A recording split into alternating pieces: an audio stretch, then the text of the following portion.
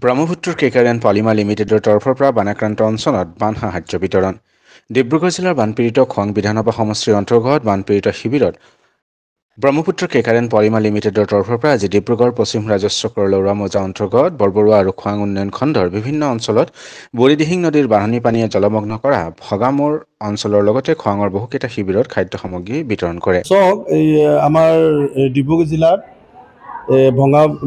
ভঙামোৰ Nepali block মধ্য ইংৰাজী বিদ্যালয়ত যিসকল ৰাইজ বানপানী হোৱাৰ বাবে আজি ইয়াত আশ্ৰয় শিবিৰ গ্ৰহণ কৰিছে, আশ্ৰয় লৈছে ইয়াত।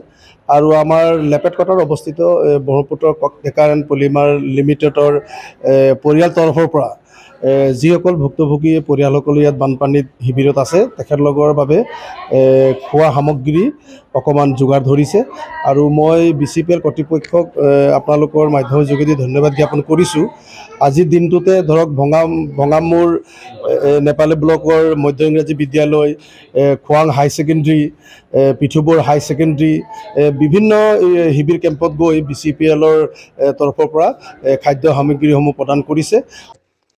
পিঠুবৰ উচ্চতৰ মাধ্যমিক বালিকা বিদ্যালয় আৰু ভগামোৰ নেপালী মধ্য ইংৰাজী বিদ্যালয়ত থকা শিবিৰত সামগ্ৰিকভাৱে বানত বেয়াকৈ ক্ষতিগ্ৰস্ত লোকসকলৰ সৈতে BCPLৰ বিষয়াসকলে মত বিনিময় কৰে আৰু বানপীড়িত লোকসকলৰ মাজত খাদ্য সামগ্ৰী, খোৱা পানী আদি বিতৰণ কৰে। তেওঁলোকক আমাৰ এই অঞ্চলত আহি যে এই বিপদৰ সময়ত যে আপোনালোক মিডিয়া চেলৰ মানুহ আহি আমাৰ ইয়াত খবৰ ল'ব আহিলে, তাৰ কাৰণে আপোনালোকক আন্তৰিক অভিনন্দন জনাইছোঁ।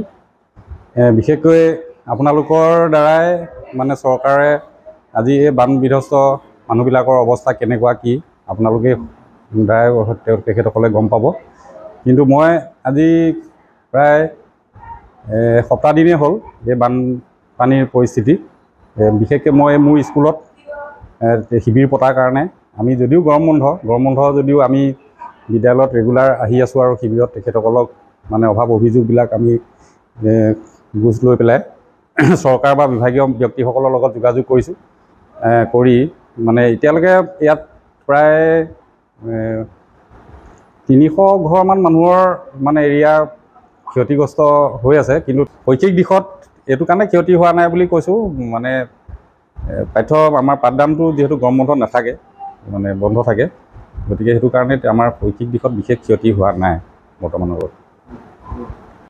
বান সাহায্য প্ৰদানত জিলা প্ৰশাসনৰ ফালৰ পৰা চক্ৰ বিষয়া কাৰ্যালয়ৰ কৰ্মচাৰীসকলেও সহযোগ কৰে।